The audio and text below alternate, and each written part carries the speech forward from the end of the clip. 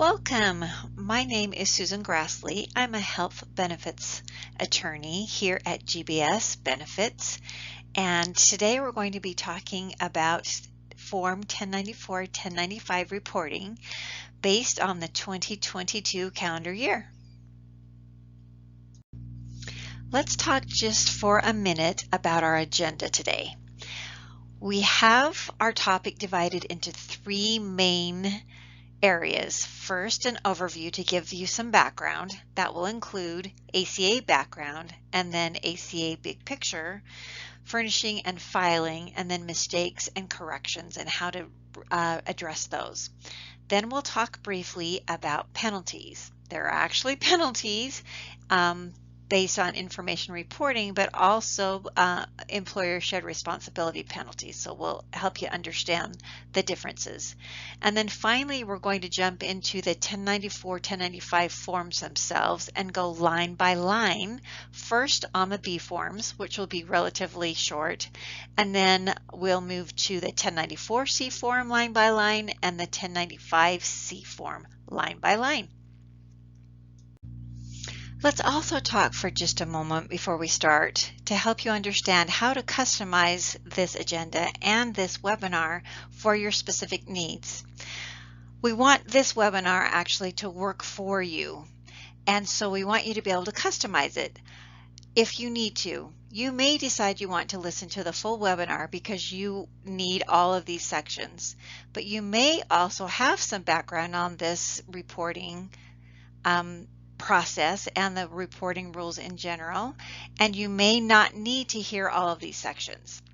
So in that case, we want you to be able to customize and move around in this in a way that best fits your needs. So to do that, you'd want to review the agenda that we just talked about on the prior slide, determine from that agenda the information you want and need to hear, then refer to the table of contents, which is going to be on the next slide, and determine those or locate the associated slide numbers, and then click to the right arrow to move through these slides to directly to the applicable sections, which allows you to skip over the specific sections that you may not need. So this is the table of contents we just discussed on the last slide. You can see here that we have the topic, the agenda here, and to the left of it we have the specific slide number that that topic can be found. So this again will allow you to move around into the sections that you need. Now that we have that preliminary instruction covered, let's move into our actual presentation. And our first section is our overview. And our first subsection underneath our overview is our background section. The Affordable Care Act is actually two separate laws. The first was passed in March 23rd of 2010, and that is called the Patient Protection and Affordable Care Act. And the second law was passed on March 30th of 2010, and that was called the Healthcare and Education Reconciliation Act. And those two combined are most commonly referred to as collectively as the Affordable Care Act, or for short, the ACA. You may also sometimes hear it referred to as healthcare reform or Obamacare, but as time has gone on, the most common reference is the ACA. Now, when the ACA was passed, there were three U.S. departments that were assigned regulatory authority. And those three agencies were the U.S. Department of Health and Human Services. We also refer to that as HHS. The U.S. Department of Labor, we usually refer to that as the DOL. And the U.S. Treasury, and we usually refer to that as the IRS. So what exactly does regulatory authority mean? Well, HHS, the DOL, and the IRS, those three departments, we're going to just to simplify things refer to them as the departments rather than list each of them separately. But in this case, the department's authority includes authority to issue guidance. And guidance can come in a variety of different forms. You may hear us sometimes refer to, well, we don't have an answer to this, we're waiting for future guidance. That guidance can be proposed rules, interim final rules, notices, FAQs, forms, letters, templates, and other sort of sub-regulatory documents. This is a super simplified version of this, but basically the bottom line is that guidance, whatever form it comes in, provides additional information to those who are trying to comply with the law. And that additional information in most cases provides more information and more clarity on how to interpret various provisions of the law and thus how to comply. These departments were also given authority to investigate compliance, meaning investigate and determine whether somebody who is supposed to comply with the law is actually in compliance. And they were also given authority to assess penalties or attacks on those who are not in compliance. And the amount of those penalties vary depending upon the ACA provision. In this case, we'll talk in a minute about penalties based on failures under the reporting rules, but also failures under employer shared responsibility, or sometimes referred to as the employer mandate. And we'll explain that in just a minute. So now that we have our super high level overview of the rules themselves and the departments and their role, we're going to dive in just a little bit more and talk about big picture within the ACA itself. To help explain the Affordable Care Act, I like to divide it into 4 main areas. The individual shared responsibility, which is referred to sometimes also as the individual mandate. The employer shared responsibility, sometimes referred to as the employer mandate. The exchanges, sometimes referred to as marketplaces, and the subsidies that individuals and families can sometimes obtain when they purchase that coverage in the exchange, and then market reforms. Now, when we're talking about individual shared responsibility, we're not going to go into a lot of detail here because this is not a presentation on the employer mandate, on individual shared responsibility, or specifically on exchanges. We have a separate presentation on that. But I do want to mention here all these 4 sections because it helps understand the role of reporting. So when I have an obligation I need to complete, I find it helpful to understand the reason for that obligation. So I'm going to help you understand the reason we have the 1094, 1095 forms to begin with. As I mentioned before, the departments have regulatory authority to investigate compliance and assess penalties. And for this particular topic, they specifically have authority to investigate compliance under the employer mandate, whether employers are complying with the employer shared responsibility. They also have authority to investigate the individual mandate, whether individuals are complying with the individual mandate, and also the subsidies in the exchange and whether those have been appropriate. In other words, whether an individual or family should or should not have been eligible for those subsidies. In order to gather all that information, we have the 1094, 1095 forms, which provide all the information that the departments need in order to determine compliance with all these parts of the Affordable Care Act. So I pulled back our ACA overview diagram here to help you understand better what the 1094, 1095 forms actually do.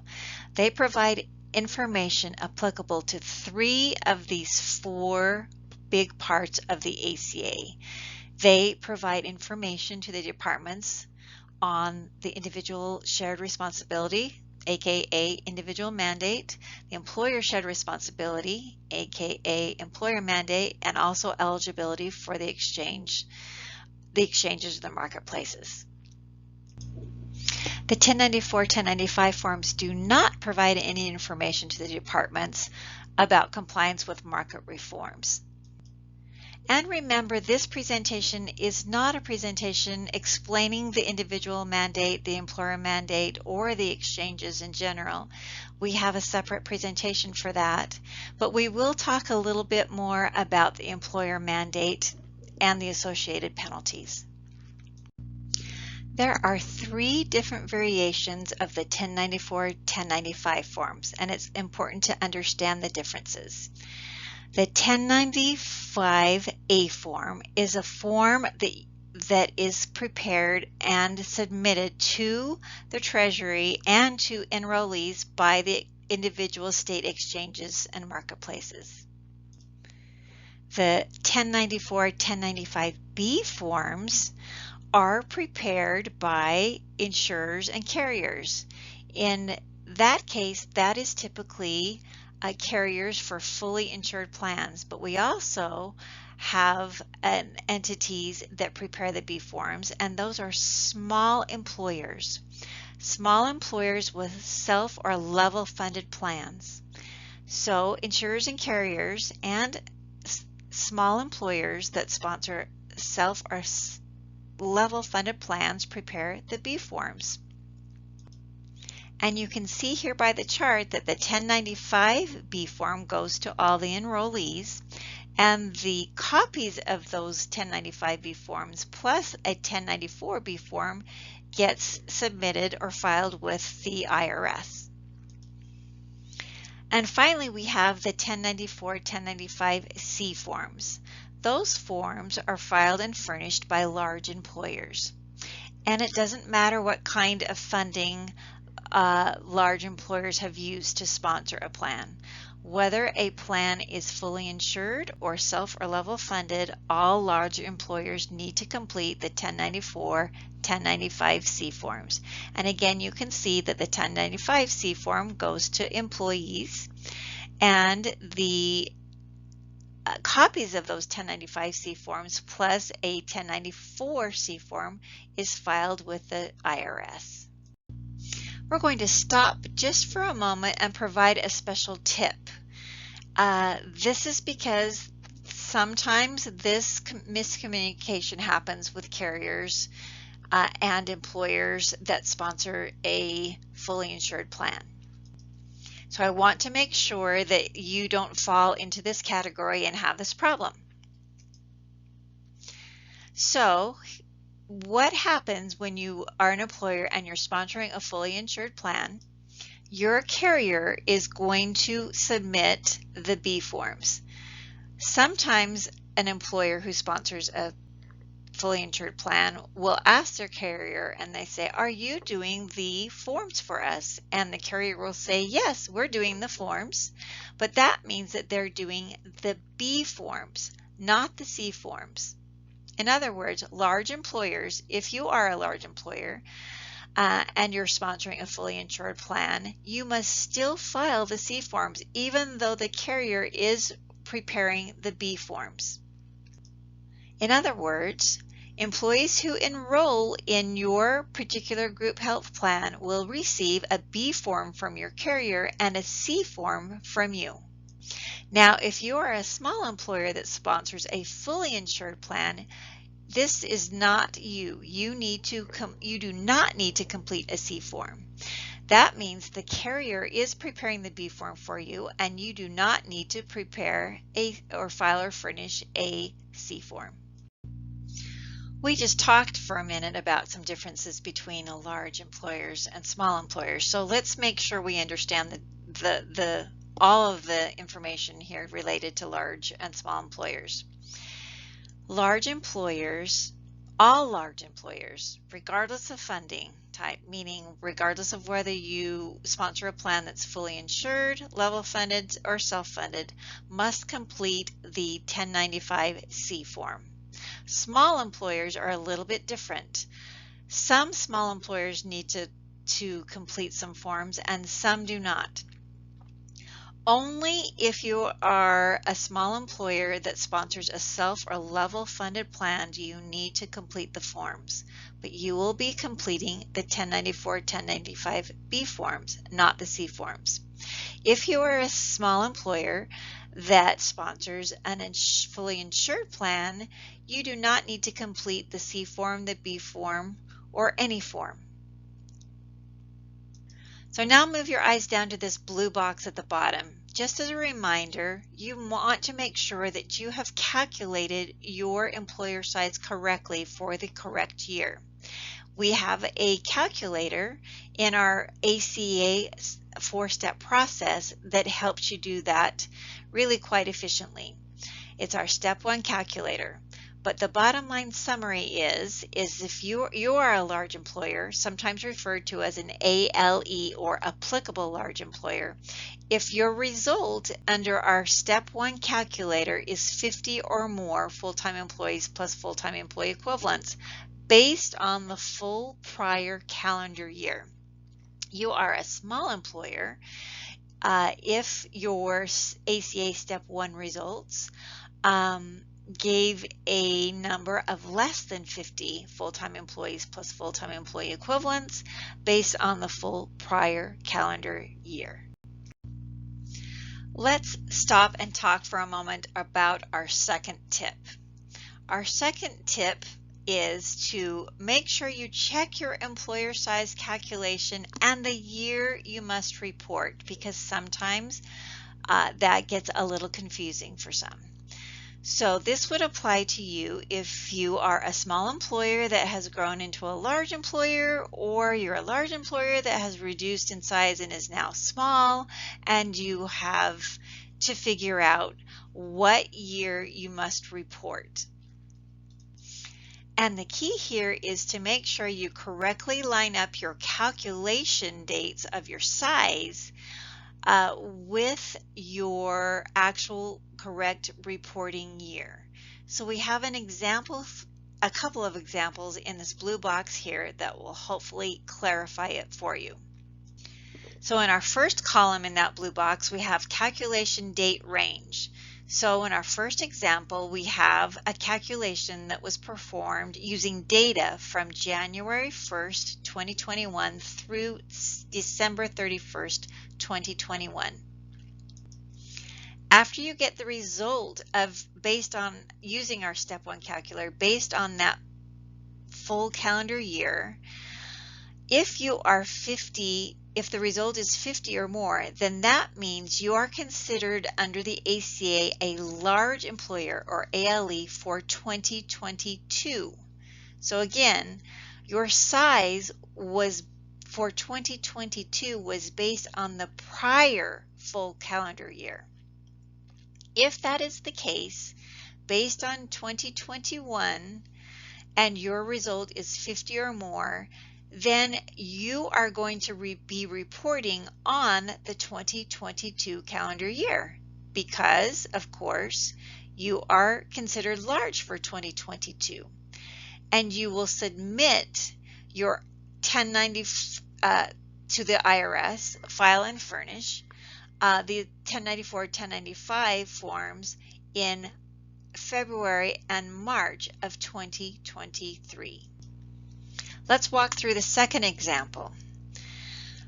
If you have a calculation date range for your size based on January 1st, 2022 through December 31st, 2022, and your size result using our step 1 calculator is 50 or more, then you are considered a large employer, or ALE, for 2023. Again, that size for your size for 2023 is based on the full prior calendar year of 2022. So if you are large, you're going to be reporting on the 2023 calendar year, and you're going to be filing and furnishing your 1094, 1095 forms in February and March of 2024. So here's another way of looking at the same concept. If you use our Step 1 calculator to determine your size and you use data from January 1st, 2021 through December 31st, 2021, and your size is 50 or more, you will be considered large for 2022, not 2021. And in 2022, that means that what you do or not do will determine whether you're in compliance and whether you get penalties. And then in 2023, you're going to report on what you did in 2022 on your 1094, 1095 forms and submit those, meaning filing and furnishing them in February and March of 2023. We have completed our ACA Big Picture section, and now we're going to dive into a few slides that explain furnishing and filing. If you hear the word furnishing, that is referring to the obligation that certain employers have to furnish the 1095 forms to certain employees. In order to furnish, that could be either by mail or hand delivery. There is an exception to that general rule, which is if a recipient or employee affirmatively consents to receive the 1095 form in an electronic form, meaning by email or some other electronic form, then you are allowed as an employer to provide it electronically rather than by mail or hard copy. When you hear the word filing, that is referring to the obligation that certain employers have to file a 1094 form plus copies of all the 1095 forms with the IRS. Now, there is an additional rule that you need to be aware of. If you are filing less than 250 forms, 1095 forms, you have the option to either mail the hard copies to the IRS or to submit them electronically. However, if you have to file more, 250 or more 1095 forms, then you are required to file electronically, meaning you're going to file your 1094 form plus copies of all your 1095 forms electronically through the IRS air system is what it's referred to. Now there has been some talk about that number changing, that 250 number changing and being lower, meaning employers that have to file 150 or 100 or so on to also file electronically through the air system rather than by hard copy. But that has not happened yet. So the dates for furnishing and filing are important to understand and be aware of. This first chart here, or bullet list here on this slide, provides the deadlines chronologically. February 28th is the day this year that you will file with the IRS if you're filing hard copies. If you're not required to file electronically and you're going to mail it. March 2nd is the deadline for furnishing to employees, and March 31st is the deadline to file with the IRS if you're filing electronically. Now, some people like to hear the deadlines or see the deadlines by the type of form rather than chronologically. So if you are filing the 1094, 1095 forms with the IRS and you're filing by paper, that needs to happen no later than February 28th of 2023. And if you're filing electronically, that needs to happen no later than March 31st of 2023. And furnishing the forms, the 1095 forms to employees, needs to happen no later than March 2nd. There are some automatic extensions that are helpful to be aware of. There's an automatic extension that applies to filing with the IRS, and there's an automatic extension that applies to furnishing to employees. Let's talk about filing with the IRS first. There is a 30-day automatic extension that you can get or receive if you file and complete the form 8809. Proper submission of that form gives you an automatic 30-day extension, meaning you don't have to wait for a response back. And you must file that form 8809 on or before the regular due date for filing with the IRS. Now, furnishing to employees, that also has a 30-day automatic extension, but that is no longer needed, or you will no longer apply for that extension. That is because the 30-day automatic extension was just recently permanently put into place, meaning there is now a permanent 30-day extension that replaces the voluntary or optional automatic extension.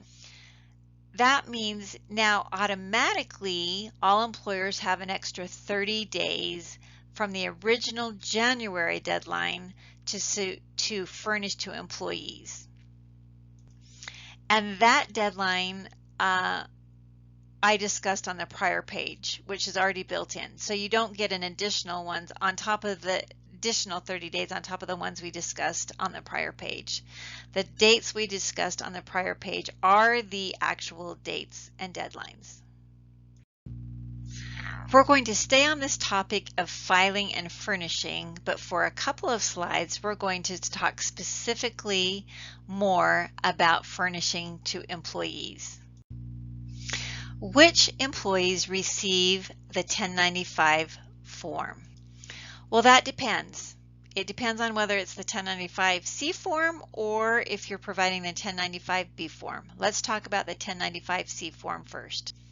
If you are an applicable large employer, an ALE or large employer, you need to provide a 1095-C form to all full-time employees, even if they were not offered coverage. It is all your full-time employees. Plus, you need to also provide a 1095-C form to any additional enrolled employees who are not full-time. In other words, if you offer coverage to employees that are not full-time and you also are offering to part-time employees, you need to provide a form to those part-time employees as well. But that rule applies only if the plan that you sponsor is self or level funded. If you are a small employer and the plan you sponsor is a self or level funded plan, then you are providing the 1095-B form. And you're going to provide that 1095-B form to all enrolled employees. It doesn't matter whether they are full-time or part-time, it's just all enrolled employees. On the prior slide, we talked about employees who need to receive a 1095-C form. On this slide, we're going to talk about the exceptions. There are certain employees that do not need to receive a 1095-C form. And those include 3 different categories. The first is an employee who is not a full-time employee for any month of the year on which you're reporting. The second example is an employee who is in a limited non-assessment period for all 12 months of the calendar year on which you're reporting. So you're probably wondering, Susan, what is a limited non-assessment period? The easy way to understand that, in my opinion, is to just think of that as a waiting period or an approved waiting period.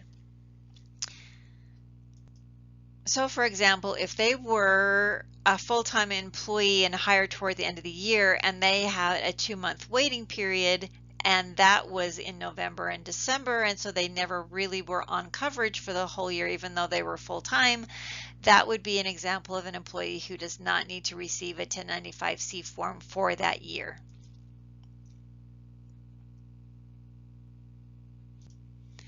And finally, there's an exception to the rule that any employee who has worked at least 1 month of the year as full-time needs to receive a 1095-C form.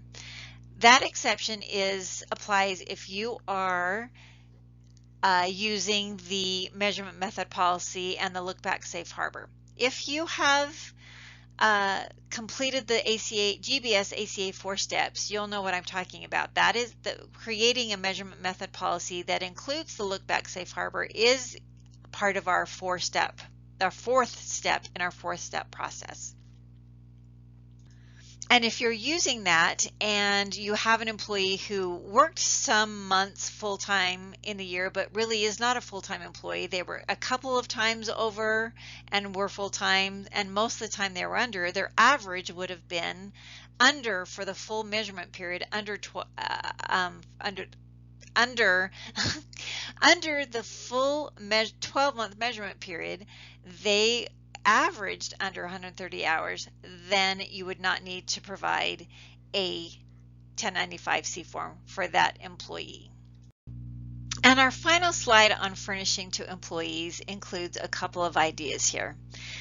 First of all, you're only going to furnish one form per employee. In other words, one 1095-C form per employee.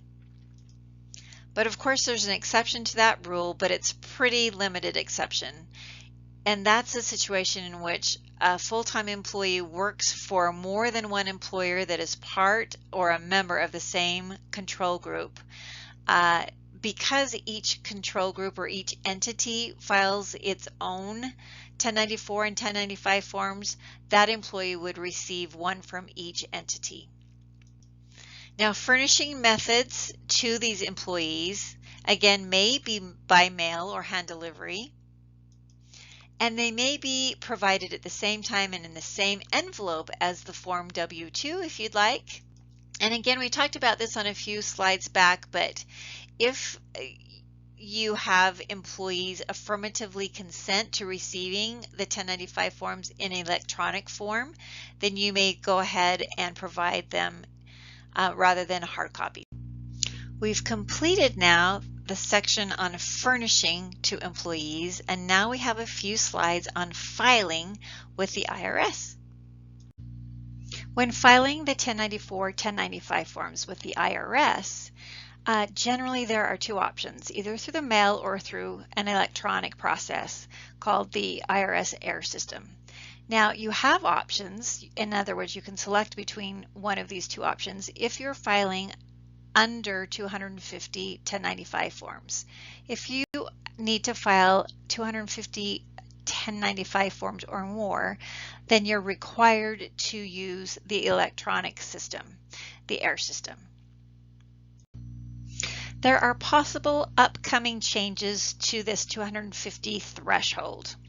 And actually, many thought that it would have changed by now, so that 100, if you're having to file 100 or more, then you would be required to file electronically. But that hasn't happened yet.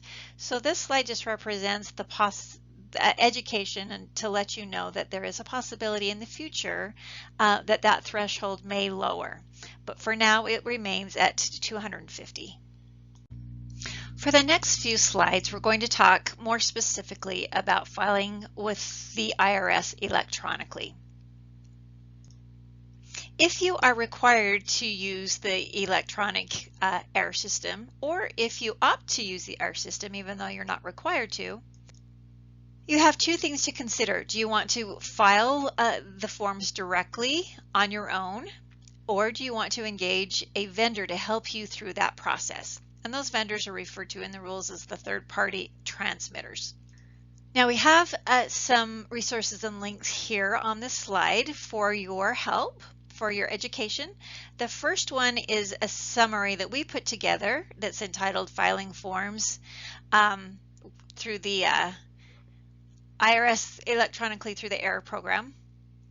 And we also have a couple of links here that are publications from the IRS. So if you're considering one way or the other, meaning trying to do this on your own or engaging a vendor and paying a little money to help you do that, you might want to take a look at these first that might help you make that decision. We have some tips for you to consider when filing electronically with the IRS. First, if you're submitting the forms electronically without the help of a vendor, understand that you must complete 3 steps before submitting the forms. And we go over this just a little bit in the article I referenced on the prior page, the GBS article.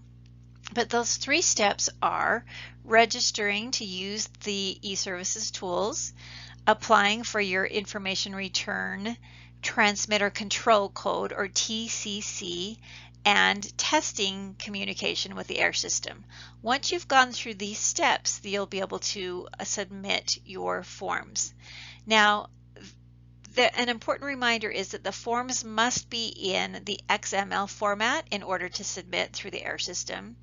And you will want to start the registration process early, meaning these 3 steps, you're going to want to start at least 30 days prior to the day in which you want to actually file the forms. This is because it just takes a little bit of time and you have to wait for the IRS to respond during part of these steps. So it's not something you can just throw together at the last minute. So on to the next tip, which is if you're using your payroll company to help with your reporting, or you've decided to engage a reporting vendor, there's some communication that's important to make sure that you clarify. You will want to clarify exactly what they are going to be doing for you versus what you are going to be doing on your own. So for example, there are some payroll systems and some reporting vendors that will do a variety of levels of service. So they will populate the forms and file with the IRS and mail to employees, or they may populate the forms and file the forms with IRS but won't mail or furnish the employees, and they may populate the forms only and leave the filing with the IRS to you and the furnishing through the mail or otherwise to your employees. So make sure up front you've communicated and you are both on the same page as to what is going to be happening. You don't want to be stuck last minute with some steps that you thought you weren't going to have to take. Our last slide on filing with the IRS electronically is just to educate you on the option to file for a hardship waiver. In other words, a request to the IRS asking that you not be required to file electronically and instead file through the mail. In order to request this of the IRS, you are going to need to submit Form 8508. At least 45 days before the due date. The IRS processes these requests, so you're going to need to wait. It's not an automatic waiver you get. You're going to have to wait for a response, and that's another reason why you'll want to do this in plenty of time in advance. And if you do get a waiver, that is only applicable for that year. It will not apply indefinitely, so you'll have to reapply each year if you're wanting that waiver again. Okay, we have finished talking about filing with the IRS electronically, and now we're going to talk for a minute about filing with the IRS using paper or hard copies. There are a few specific rules that you will need to follow if you're doing it through the mail. You're going to want to make sure that you print the forms, the 1094, 1095 forms, in landscape format versus portrait. You do not want to fold the forms in envelopes. You're going to want to keep them flat. Don't staple or paper clip either. If you're using more than one package, because you have several, you're going to want to make sure that you write the employer name on every package and number them consecutively, and place the 1094C form in package number 1. Also, make sure you keep copies for at least 3 years of your 1094 and all your 1095 forms. And when you are mailing, make sure you request first class mail.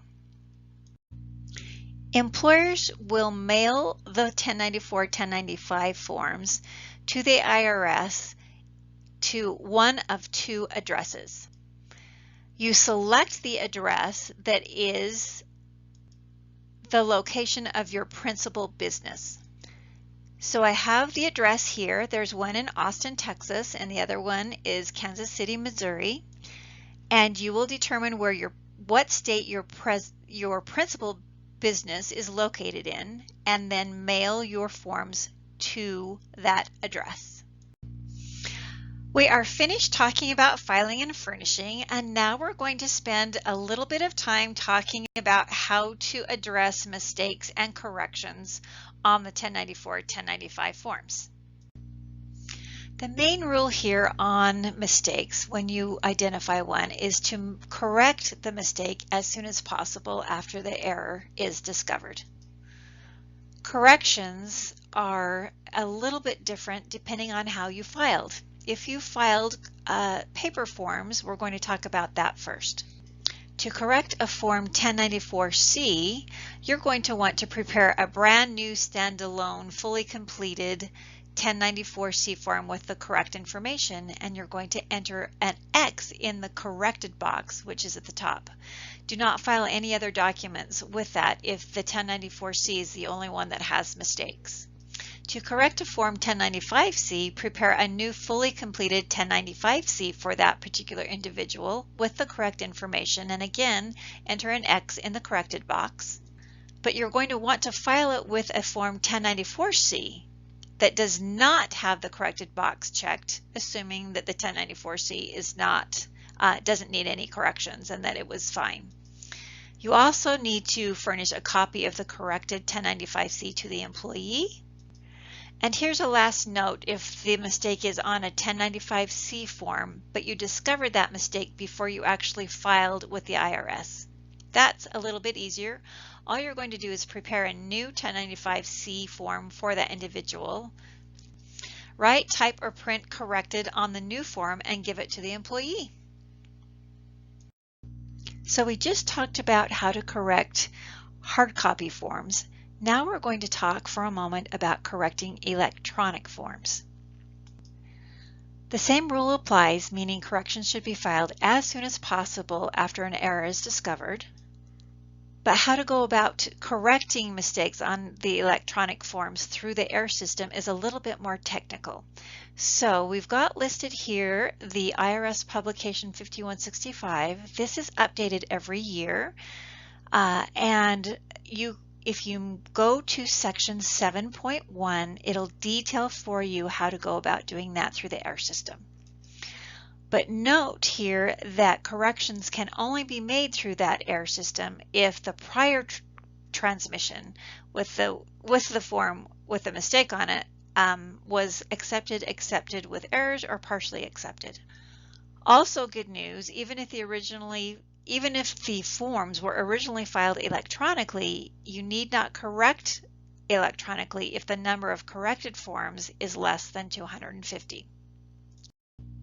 So here's my shout out for preventing mistakes so that you don't have to go through that process. So here are my tips. Whether you're filing by paper or electronically, even if you have assistance furnishing and or filing through, like for example, a payroll vendor or a specific reporting vendor or otherwise, understand that you are, as an employer, ultimately responsible and liable for submitting correct forms. Penalty letters, in other words, are sent directly to employers. They aren't sent to your vendor or your payroll system vendor, and so on. So to avoid mistakes rather than correcting them, my tip is to review the forms prior to submission to make sure you've identified mistakes and inaccuracies. You're going to know how to review the forms and identify mistakes because in a little bit later on in this presentation, we're going to go through the forms line by line. So when you are populating the forms or checking the forms, you have a reference and you can go back and make sure you understand what you're looking at. Note also that I have seen a lot of forms that were populated by other vendors or systems, and there are still mistakes. So it is really important to make sure that you are really going through and looking at the forms to make sure they're correct. And don't be afraid to ask questions if you don't know. Let's stop and take a moment to talk about state reporting versus federal ACA 1094, 1095 reporting.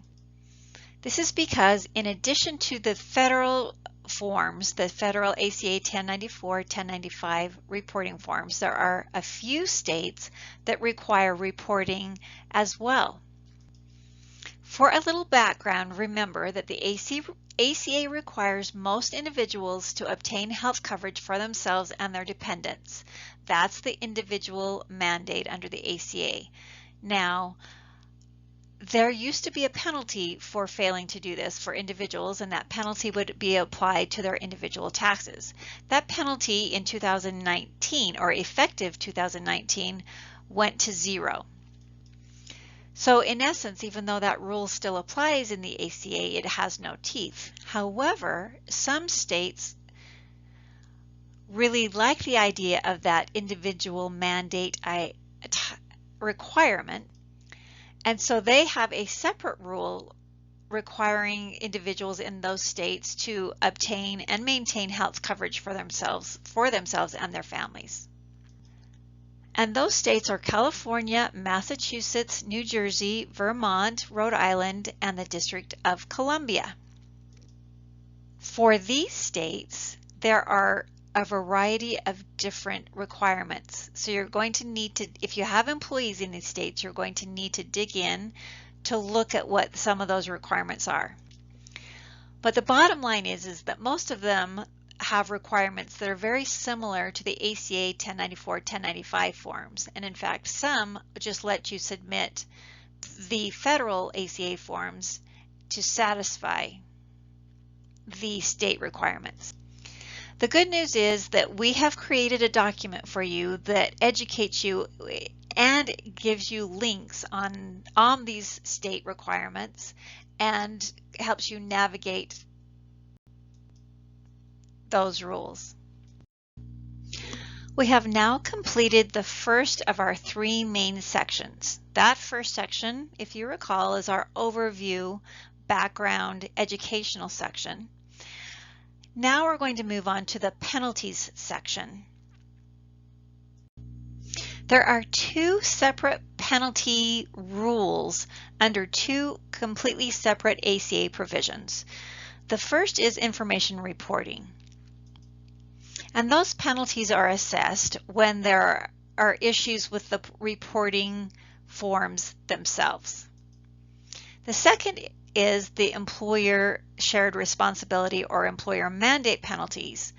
And those penalties are assessed when a large employer fails to offer affordable minimum value coverage to at least 95% of their full-time employees plus their dependents. So we're going to talk about each set separately. First, we will talk about the 1094, 1095 reporting penalties. Under information reporting, there are 3 different ways an employer could be assessed penalties. Failure to file or furnish the forms, incorrect or incomplete forms, or late filing or furnishing the forms. Up through the end of 2020, there was a transition rule that allowed for leniency on incorrect or incomplete forms, but that no longer exists. So, all the more reason to check for accuracy before you actually file or furnish the forms. Here is a list of the information reporting penalties and the amounts. You'll notice on the left, the right column, the amounts were the original amounts that were published. And then those amounts have slowly gone up over the years, obviously for inflation. And so this, based on the 2022 tax year, these are the current penalty amounts. When an employer is identified for possible penalties, there are a variety of different letters that may come to an employer depending upon the reason for the possible penalty. Some of these letters contain proposed penalty amounts, and some of them don't yet at this point and are trying to resolve and collect more information from the employer first. So for example, the 1865C letter is an IRS letter that goes to employers who filed, but there are problems with the forms that were submitted or the forms were late. There's also letters that go out where an employer failed to file the forms at all, and the IRS believes that that employer is large and should have filed the forms. There are also letters for employers who failed to respond to the earlier letters from the IRS, and letters for employers who respond to IRS letters, but the response is unsatisfactory or incomplete in some way. That was a brief review of the information reporting penalties, and now we'll talk for a minute about the employer mandate penalties. Here is the general employer shared responsibility, or employer mandate as some call it, rule. An applicable large employer, or ALE, or large employer, all the same thing, will be assessed penalty if the employer fails to offer minimum essential coverage to at least 95% of its full-time employees and dependents. Or an applicable large employer could be assessed a penalty if it succeeds in offering minimum essential coverage to at least 95% of full-time employees and dependents, but the coverage that's offered fails to meet affordability and or minimum value thresholds. In order for either one of these penalties to be triggered, one or more full-time employees must have purchased coverage in the ACA exchange and received a subsidy, also referred to as the premium tax credit or PTC, in order to help pay for that coverage. This chart identifies the two separate penalties that can be imposed on large employers under the employer shared responsibility rules. Remember, of course, before we talk about the A penalty and the B penalty here, that a penalty will not be imposed if at least one full-time employee does not go to the exchange, get insurance there, and qualify for a subsidy to help pay for that insurance. So even if a large employer does mess up, there will be no penalty unless a full-time employee goes to the exchange and gets that subsidy. So you can see this is laid out per year, and the penalty amounts have gone up slightly, but on the left-hand column, that identifies the A penalty, and that is imposed when a large employer fails to offer minimum essential coverage to at least 95% of their full-time employees plus their dependents.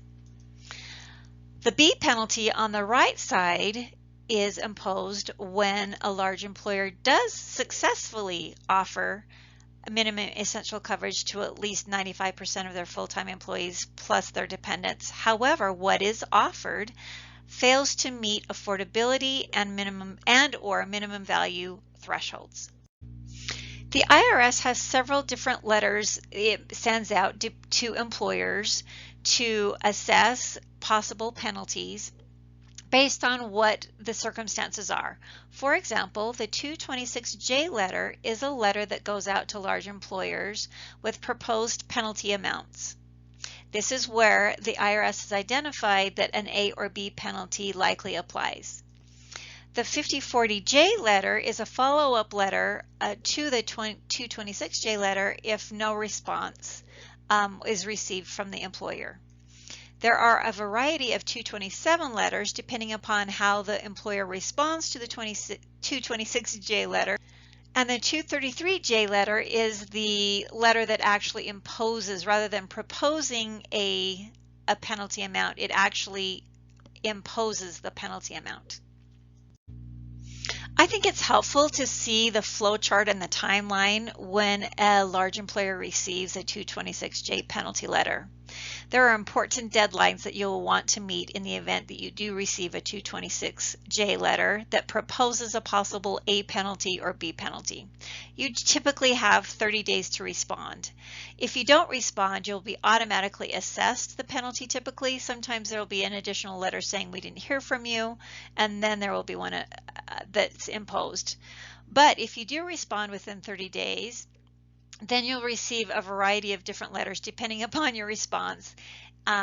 If the IRS doesn't agree with your response and still proposes a penalty, there is a process to go through the IRS Office of Appeals. But eventually, after the appeal conference, if the IRS determines that a large employer does in fact owe a penalty, that's when the penalty will be assessed. Before we move from the employer shared responsibility penalty section, I want to just touch on a note that sometimes causes an issue that sometimes causes confusion.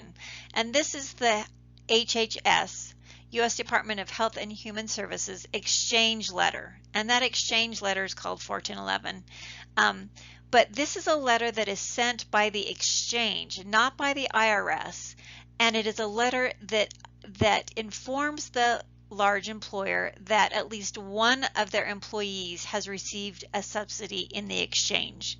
Now, an employer has an opportunity to respond if they wish, especially if they feel like it is not appropriate for the employee to have received a subsidy based on their offer to the employee, but it's certainly not required. It's just basically meant to be an informative letter.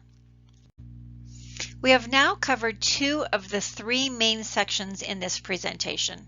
The first section was the overview and the background, and the second section was penalties.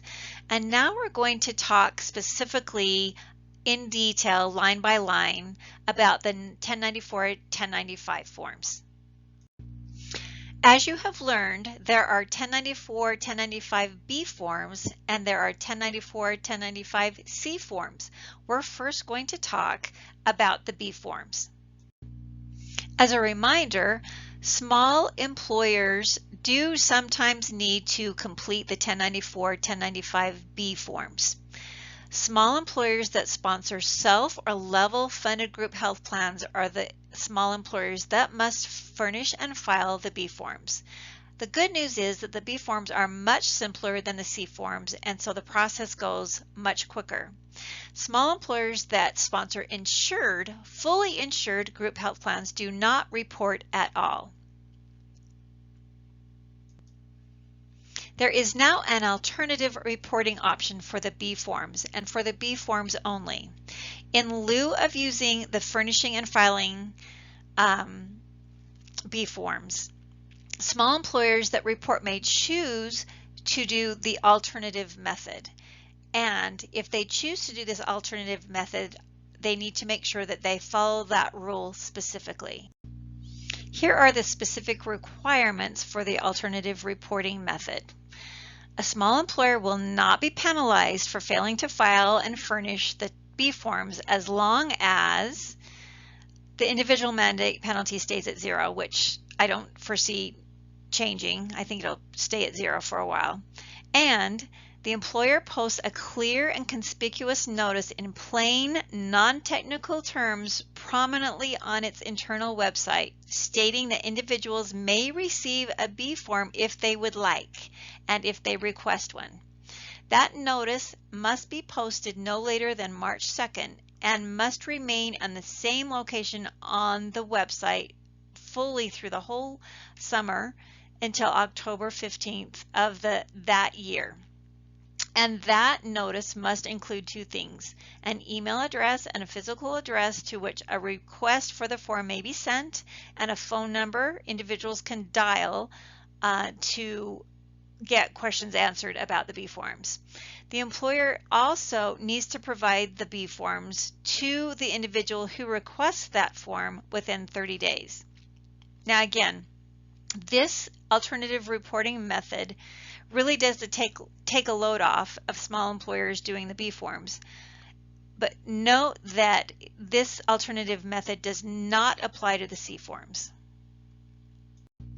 Here are the 2022 final form versions of the 1094B form and the 1095B form.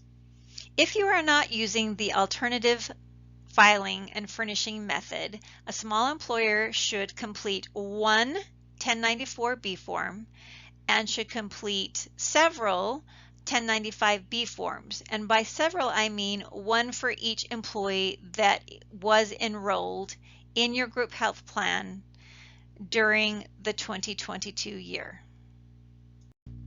This is the only slide where we discuss the 1094B form in any more detail because it really is just self-explanatory.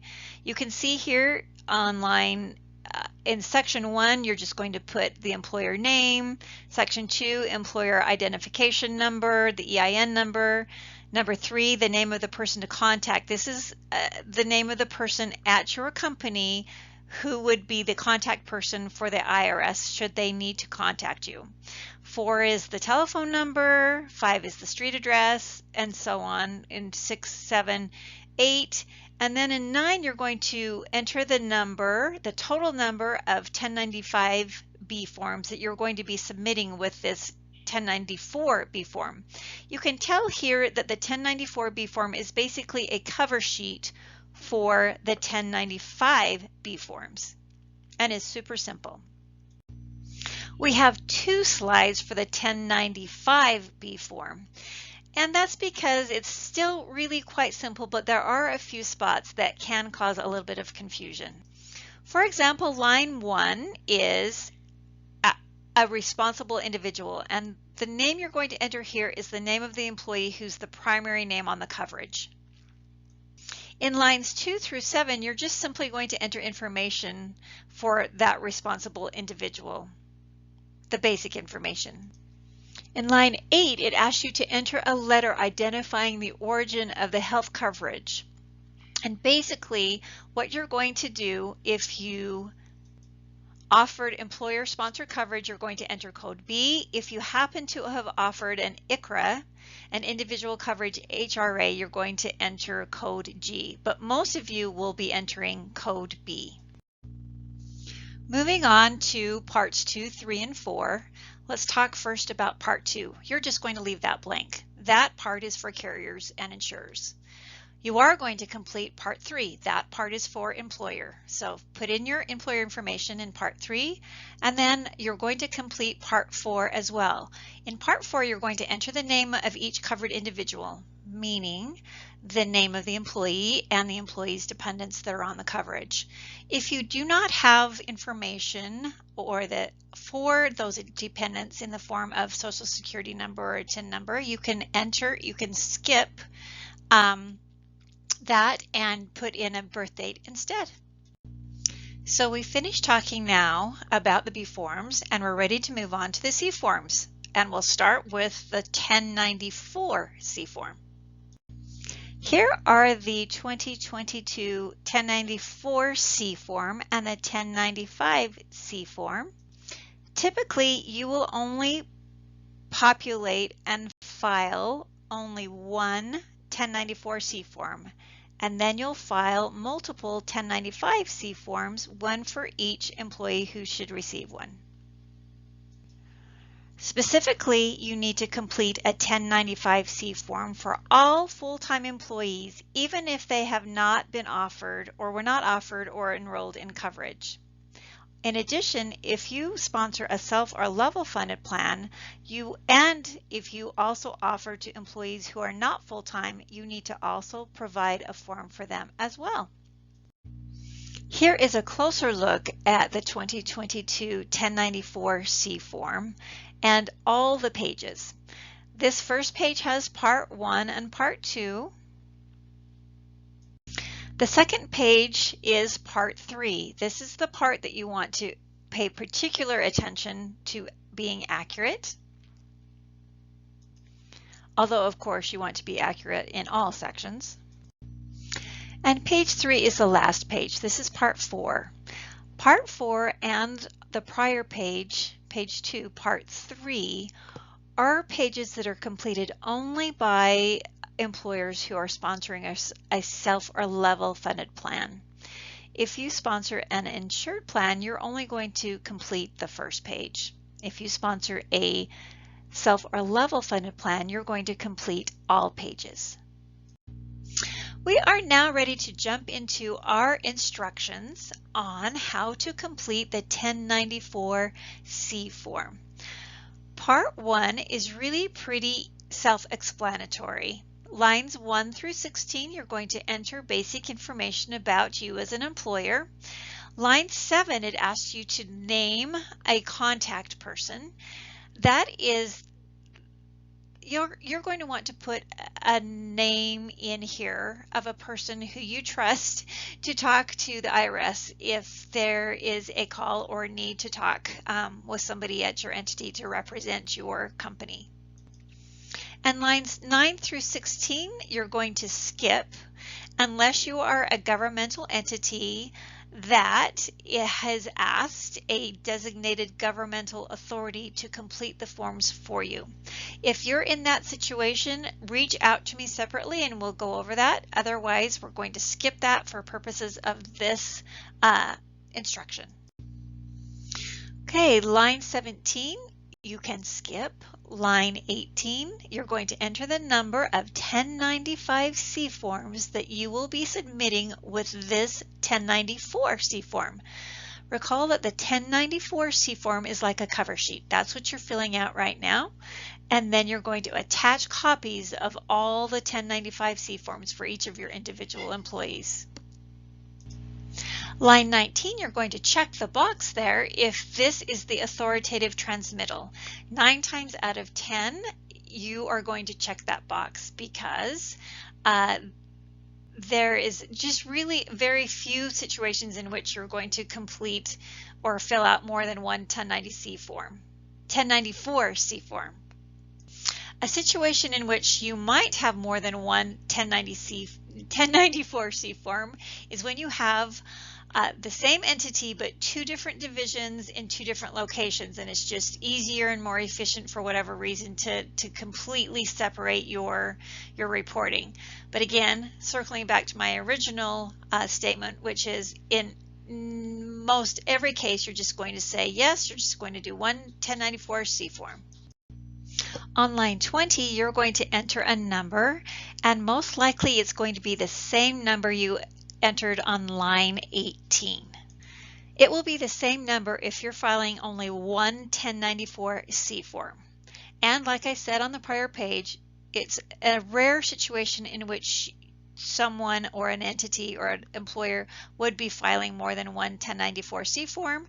So likely your numbers on line 18 and line 20 should match. On line 21, it's going to ask you if you are a member of an aggregated ALE group.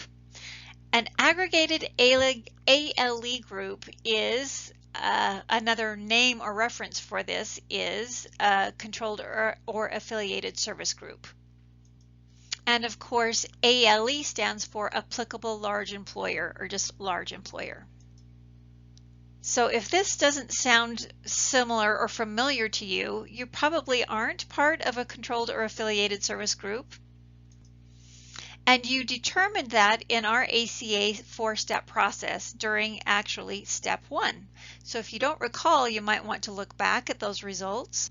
But the bottom line super simple explanation is an aggregated ALE group or controlled or affiliated service group exists where there are two or more entities that are related due to ownership or common services that are provided to the other entities. So if yes, you are part of an aggregated ALE group, check yes, and if you are not, check no. If you check yes, there will be other sections of this 1094-C form that you will also need to address. And we'll talk about that when we get there. We sometimes get some questions about line 22. There is box A on line 22 and box D on line 22. We used to have to talk about B and C, but those no longer are relevant. So on this slide, we're going to talk about box A, and on the next slide, we will talk about box D. Box A represents a qualifying offer method. You are only going to check this box if what you offered in 2022 meets the qualified offer method requirements. The important thing to remember here too, and the thing that throws a lot of groups off, is that if you don't have or you don't meet the requirements for a qualified offer method, it does not mean that you were not complying with the rules. It just is a name for purposes of reporting only. It does not mean that you did not offer a compliant offer. And the reason for a qualifying offer method is to let you skip a part of the reporting process if you in fact did offer a qualifying offer, and if you want to actually use the qualifying offer method. So bottom line, you're going to check this box only if you, number one, offered a qualifying offer, and number two, you actually want to use the benefit this optional method provides. So what is a qualifying offer? A qualifying offer requires more than a compliant offer. It's just a reference that is used in reporting only, and it means that you offered a group health plan to your employee, your dependents, and their spouse. You also, what you offered met an affordability safe harbor, but not any affordability safe harbor, a specific affordability safe harbor, which is the federal poverty level safe harbor. And this offer applied for all 12 months of the calendar year. So again, the requirements here to meet a qualifying offer does not mean that you did not offer an ACA compliant offer. It is simply only for the reporting process to help you skip a section if you so desire. So what is the benefit of offering a qualifying offer? If you meet all the elements of a qualifying offer as described in the reporting rules, it means that you will not have to complete, if you want to skip this line, you do not have to complete line 15 on the 1095-C form for all of your employees. The 1095-C form, line 15, is the line in which you're going to enter a dollar amount, and that dollar amount represents the cost for single coverage. Sometimes it is attractive to not have to complete this line, and sometimes it really doesn't make a difference. So you decide whether you want to utilize this rule. And in other words, even if you offered a qualifying offer, you can still decide you want to put that dollar amount on line 15 and not check the box of that you're using the qualifying offer method on line 22. Okay, that was line 22, box A. Now we're moving to line 22, box D. Box D represents the 98% offer method. This too, just like box A and the qualifying offer method, is optional. You're only going to check this box if you offered an employer shared responsibility compliant plan to 95% of full-time employees instead of the required 98% of your full-time employees instead of the required 95% of full-time employees. And like the other alternative reporting method, you don't have to use this even if you qualify for it. But there is a benefit to this method, but you must meet the requirements in order to use that benefit. A 95% offer method requires a compliant offer to at least 98% of employees, and that means specifically that you offered coverage to that employee and their dependents. That offer met minimum value, and that offer met any of the 3 affordability safe harbors. Now, you should be aware of whether your plan meets minimum value and affordability safe harbors based on the GBS 4 steps that you completed. The GBS 4 steps in step 3 help you walk through confirming whether your plan meets minimum value and helps you decide whether your plan falls within one of the 3 affordability safe harbors, and if so, which one you're going to use. So again, if what you offered meets this requirement, you can choose whether you're going to use this method. So let's talk about what you get, the benefit of using the 98% offer method. If you qualify for the 98% offer method, and if you decide you want to use the 98% offer method, you will be excused from completing this particular column on the 1094C form, column B in part 3. Again, this is optional, but frankly, I feel like this offer method has a lot of appeal because completing column B takes a little bit of effort to get it correct, and if you're excused from completing this column, that's appealing. So we've talked about line 22, box A and box D, and I want to just make another important point here. Again, both box A and box D are optional methods. There is no requirement. You can leave these lines blank and be 100% okay.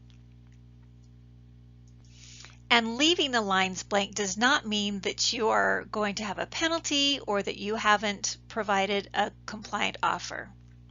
In order to avoid penalties, your goal would be to offer a group health plan to at least 95% of your full-time employees and their dependents.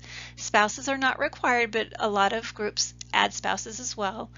And offer a minimum value as part of that plan and make sure that that plan is affordable. And affordability is determined with one of 3 affordability safe harbors. And again, we help you walk through this minimum value and affordability safe harbor step in our GBS 4 steps process, in specifically step 3. So if you don't remember what you did in that step 3, contact your team and we'll help you pull up those results. We're now ready to move on to line 23, which is the beginning of part 3 of the 1094C forms. In column A of the 1094C form, you're going to be asked to check either the box yes or box no. And the question you're answering is whether you offered a minimum essential coverage, or basically a group health plan, to at least 95% of your full-time employees and their dependents. Make sure if you did in fact do this that you check yes. Checking no will trigger a 226J penalty letter. Well, it will trigger it if at least one of your employees went to the exchange during 2022 and purchased insurance there and qualified for a subsidy. If you didn't have even one employee who did that, then you would not have a penalty letter. But if you did, that will for sure trigger a penalty letter. Also a note here is that one of the most common clerical mistakes on the 1094C form is checking no here instead of yes, even though the group did actually offer coverage to at least 95% of their employees and their dependents. So make sure that you are checking, when you're checking the forms, that you're checking the 1094C form, part 3, column A, and if you did offer coverage, as described here, make sure that every box is checked yes, or the all 12 months box is checked yes. In the column A that we just discussed on the prior slide, when you are counting your 95% of full-time employees, you do not have to include in that count an employee who was in a limited non-assessment period for that particular month. So what is a limited non-assessment period? This looks rather rather complex here and rather confusing, and when you have time you can go through and look at the specific circumstances in which that would apply and create a limited non-assessment period. But for right now we're going to simplify that definition and say that a limited non-assessment period is basically an approved waiting period. Now, there are waiting periods that would not be approved, so make sure that the waiting period that you're thinking that you have applied fits within one of these bullets. And again, if you have used or completed our GBS 4-step process, you will have worked through your measurement methods in step 4 of the 4-step process. And if you are not, if you're not remembering that and you need some help with your GBS team to refresh your memory, contact us and we'll pull that up for you. In column B of the part 3 of the 1094C form, you're going to, for each month, enter a number, and that number is your full-time employee count. Now remember, you don't need to complete this section, this column B, if you qualify for and decide to use the 98% offer method. But if you don't, you're going to want to make sure that you get this accurate. Again, when you completed the GBS 4-step process, step 4 helped you figure out the measurement methods, and you're going to use those measurement methods to help you determine whether you had a full-time employee for that month or not. And again, for this column, just like in column A, if you had an employee in that month who is in a limited non-assessment period, you do not need to count that employee. Column C is much simpler and much easier to determine than column B. Column C is simply a total employee count. It's basically like counting belly buttons.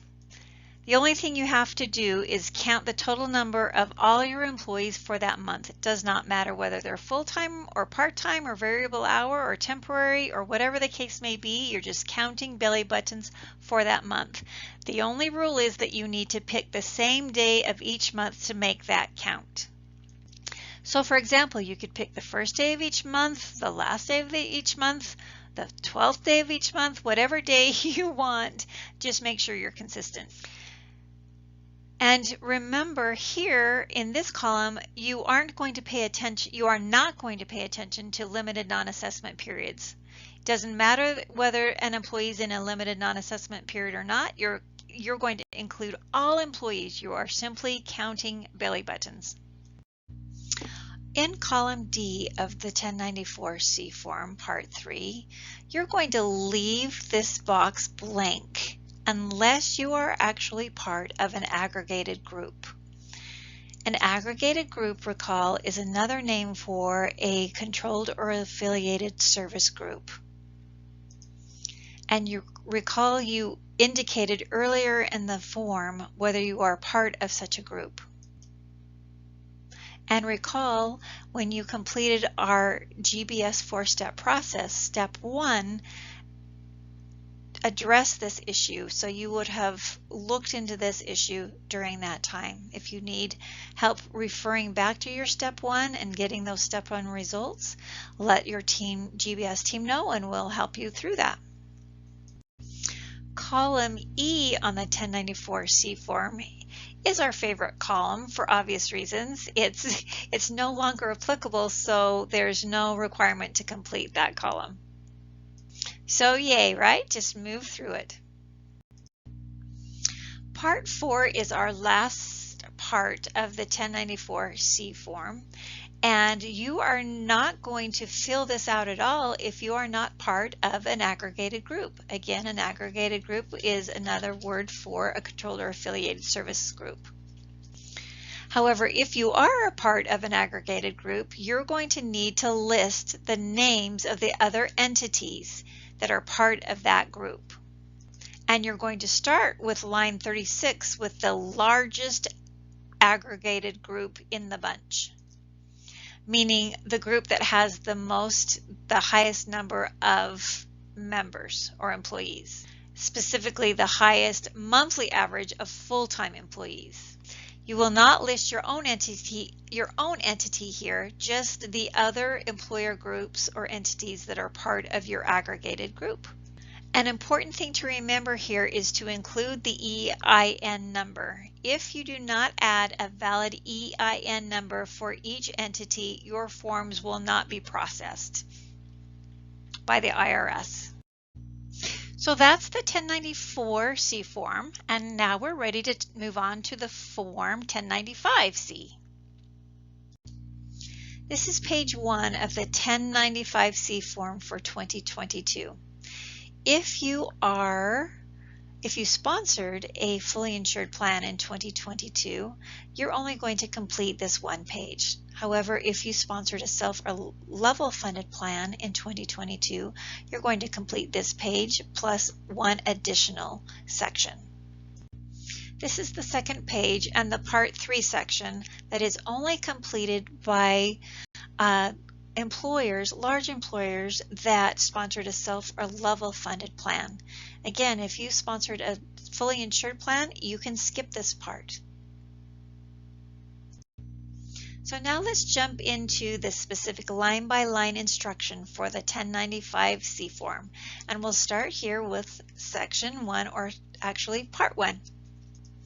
Part 1 includes information for both the employee for whom you're filling out the 1095-C form and for you as the employer.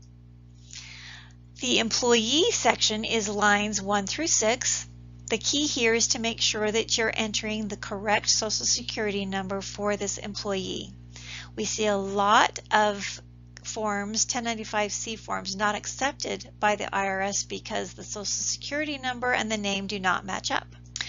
The other section, lines 7 through 3 in Part 1, contains information for you as the employer.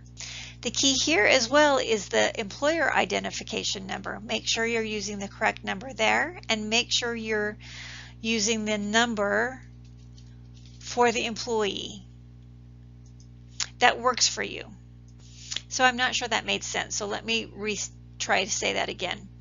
If you are part of control groups and you have other entities, you want to make sure that you are filing only and adding employees here, and including them in your reporting only for employees that work under this EIN. Other entities that have their own EIN number, even if they're part of a controlled or affiliated services group, also known as the aggregated group, are going to file separately, meaning they're going to file their own 1094-C form and create their own 1095-C forms for the employees that work under those entities. Also remember to include the same employer address on all of your forms. Even if you have different locations, use the same address for all your 1095-C forms under this entity. Moving to Part 2 of the 1095-C form, you will notice there's a teeny little skinny line across the top that doesn't have a specific line number attached to it.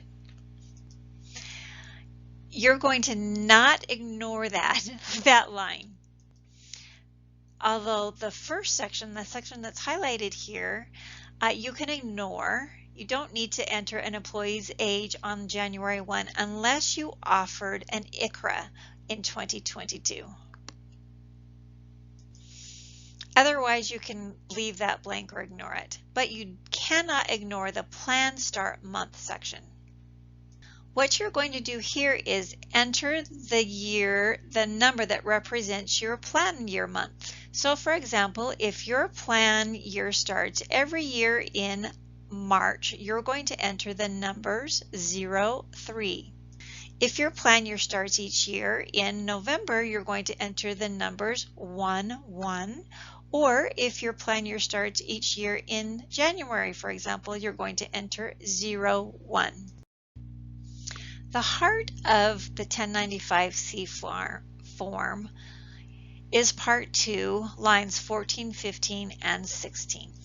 So before we talk about each one individually, let's talk a little bit and give an overview of this section. For this section, The IRS designed two sets of codes to enable employers to efficiently describe the health coverage they offered or did not offer on each individual 1095-C form. Each code indicates a different scenario. Line 14 includes the Series 1 codes and line 16 includes the Series 2 codes. Line 14 describes the offer or the type of offer if there was an offer.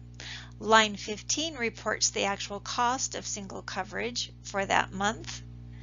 And line 16 describes the enrollment, the type of it, whether the individual enrolled, or if not, whether the offer met one of the 3 affordability safe harbors, or if not, there are a few other codes to fit some other scenarios.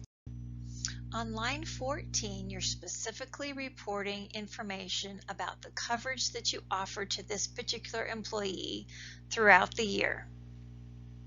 Specifically, whether the employee received an offer of coverage, whether the offer was minimum essential coverage, whether the offer was minimum value, whether the offer was to the spouse and or dependents or both. And here's some tips. You may only consider an offer of coverage if that coverage was every day of that month. It can't be a partial month coverage in order to count.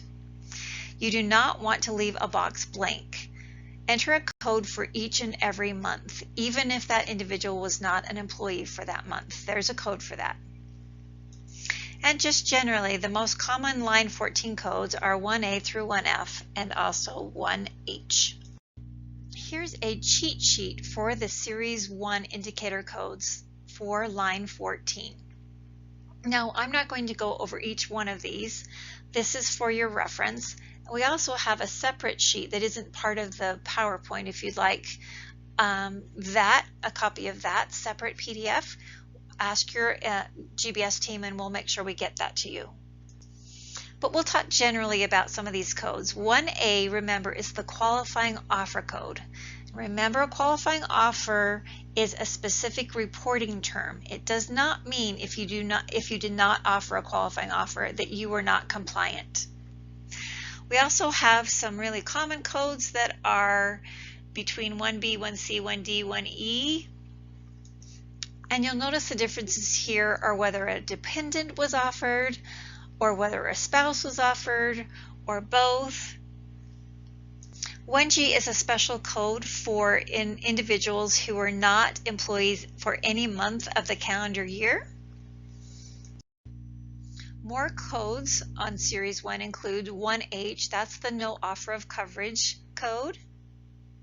And then there are several additional codes that were added a couple years into the reporting process, a couple years after we'd started doing this, and most of those are for ICRAs. Most of those won't apply to you because the ICRAs are not very common. And here's the last page of our cheat sheet. Most of these codes, again, will not apply to you because these are applicable to ICRA offers. Let's take a break for a minute from our line-by-line review to cover a couple of frequently asked questions related to line 14. Question 1. We offered affordable minimum value coverage, so can I use code 1A? Remember that code 1A, is used only for a qualifying offer. Qualifying offer is a reporting term. It is not a term that is used in the ACA employer shared responsibility provisions. A qualifying offer is different than a compliant offer. If you did not offer a qualifying offer, it does not mean that you did not offer a compliant offer.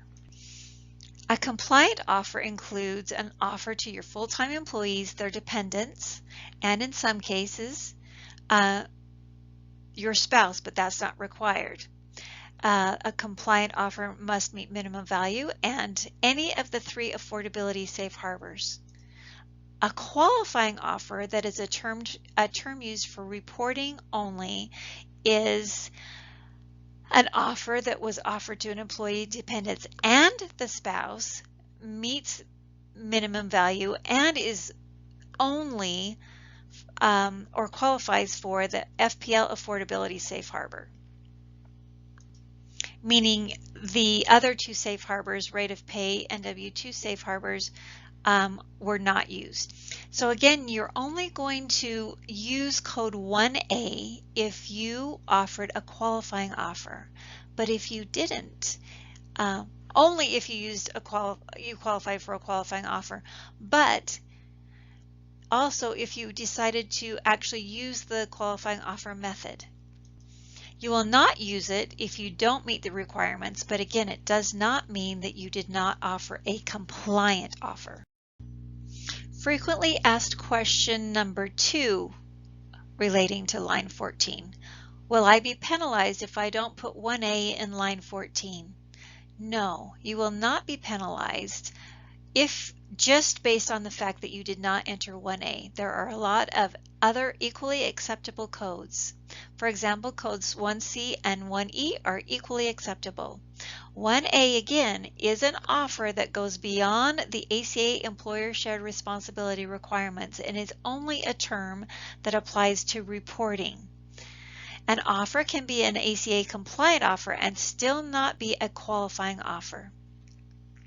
If you are penalized, it will not be because you didn't offer a qualifying offer, which is a term used only with reporting. Moving on to line 15.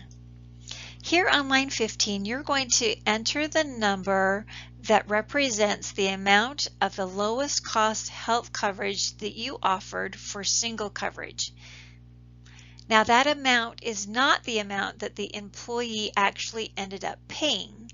It's the amount that you charged for single coverage. For example, that particular employee may have opted into a family plan and therefore paid more than single coverage. But the IRS doesn't care about that part. The IRS just wants to know how to figure out affordability. And so they need to know the cost for single coverage only. A couple of tips: you only need to complete line 15 if you populated line 14 with one of these codes listed here. Code 1B, C, D, E, J, K, L, M, N, O, P, or Q. You're only going to enter the information on line 15 if you entered in line 14 one of these codes. The last tip is that if the employee cost is 0, meaning that you as an employer paid 100% of the single cost of single coverage, you do not want to leave this line blank. You will want to enter 0.00. On line 16, you're going to report whether the employee enrolled in coverage, or if that employee did not enroll, the reason the employee is not covered, or the affordability safe harbor. But only enter the code for the affordability safe harbor if the employee was offered coverage but did not enroll. Here's some tips. You do not want to leave line 16 blank if there is an appropriate code to use. Line 16 is the line that, if left blank, could flag a possible penalty. If an employee enrolled in your coverage, you're going to use 2C in this line, even if another code also applies. You're only going to populate this box with your affordability safe harbor when an employee was offered coverage but did not enroll. If the employee was not offered coverage, you may not use the affordability safe harbor code. If you don't know what your affordability safe harbor was that you selected, remember that when you completed our GBS 4-step process, that in step 3 you decided and determined which affordability safe harbor you would be using for your 2022 plan year. So if you need a refresher on what that safe harbor was, circle back with your GBS team and we can help you remember what that was. These next few slides are our cheat sheet for the Series 2 indicator codes, and these are the codes you will be using for line 16. So we did throw out some codes on the prior slide, but this is how you refer to what each code means. For example, you're going to use code 2A in a month the employee was not employed any day of that month. 2B is for an employee who was not a full-time that month. 2C is the code for when an employee was offered coverage and they enrolled. And of course, with each of these codes, there are some exceptions. I'm just giving you the overview. This cheat sheet will give you a lot more information. Code 2D represents the limited non-assessment periods that are appropriate and allowed. And remember, a limited non-assessment period is kind of a complex way of saying an appropriate waiting period.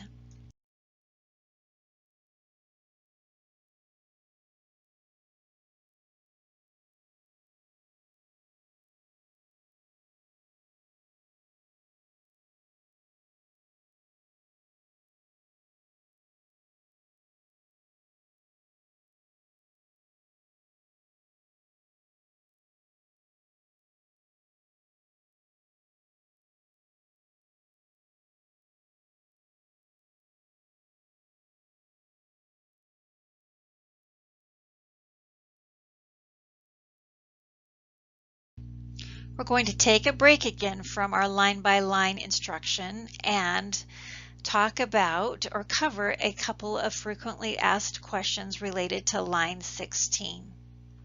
One of the most common questions about coding for line 16 is, what Series 2 code applies if an employee is offered coverage but does not enroll?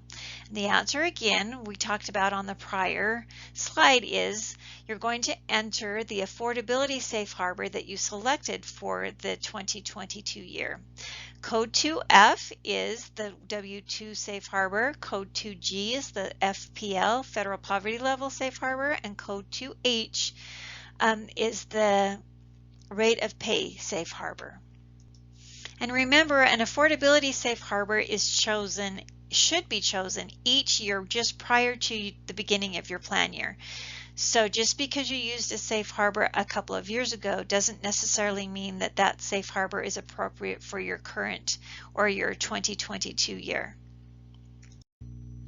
Another frequently asked question related to line 16 is, may an employer use code 2A if the employee worked only a couple of days in the month?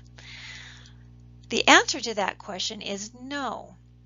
Code 2A is a code you use when the employee was not an employee during the month and is only for employees who did not work any day in that month. So if an employee worked even a couple of days in that month, that code is not appropriate. A third frequently asked question related to line 16 is, what is a limited non-assessment period as described in code 2D? Recall we discussed a limited non-assessment period in prior slides and that I explained it in a simple way to say that it's kind of like a waiting period, but a waiting period that's allowed. It's where there was no offer of coverage, but there is a legitimate reason for no offer. For example, a waiting period under a monthly measurement period, which is usually 2 months, would be a limited non-assessment period. An initial measurement period plus an administrative period for a new hire not expected to be full-time at the time of hire would also fall into that. We won't go into the details of all the situations in which would fall under a limited non-assessment period, but recall that there is a slide that defines all of those, and I believe that slide is on slide 73 or 74. Line 17 is a recently added line requirement, and that's for zip code, but that's only in a situation where you offered an ICRA. So you can leave that blank if you did not. And most of you likely did not offer an ICRA. Our frequently asked question number 4 relates to both lines 14 and 16. And the question is, how do I code correctly for COBRA? This actually used to be a very long and hard to explain answer, but it's a lot simpler now. For appropriate coding though, the first thing you need to do is determine whether the individual is a current or past employee. The answer is different depending upon whether the individual is a current employee on COBRA or a past employee on COBRA. So for current employees on COBRA, you're going to treat COBRA offer as a normal offer of coverage, so you're going to use normal codes as if they were not on COBRA. So for example, you're going to use line 14 codes that apply to the specific employee situation. And for example, if coverage originally was offered to an employee, spouse, and dependents, you would use code 1E for those pre-COBRA months. But if the COBRA was only offered to the employee, not the spouse or dependents, for the COBRA months, you would use code 1B. For how to code COBRA for past employees, let's go to the next slide.